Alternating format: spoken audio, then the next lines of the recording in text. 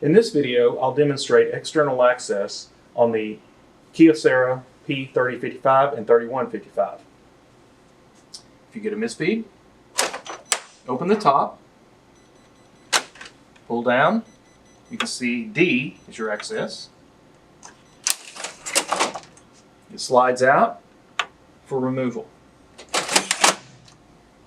To change your toner cartridge, click the blue lever down to unlock, and then pull off. Place a new cartridge, and then relock.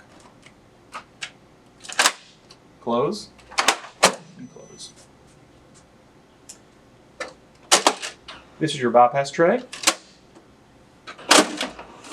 and 2 drawers. To change the waste toner bottle, open the door on the left. On the plastic bottle, there's a tiny little lever. Click it and pull out. Put a new one. Close the door. To change your paper drawer,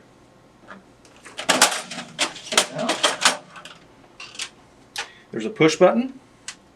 Push, pull out.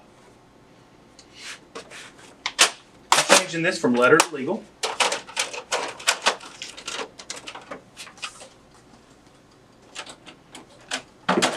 Line it up, slide back in.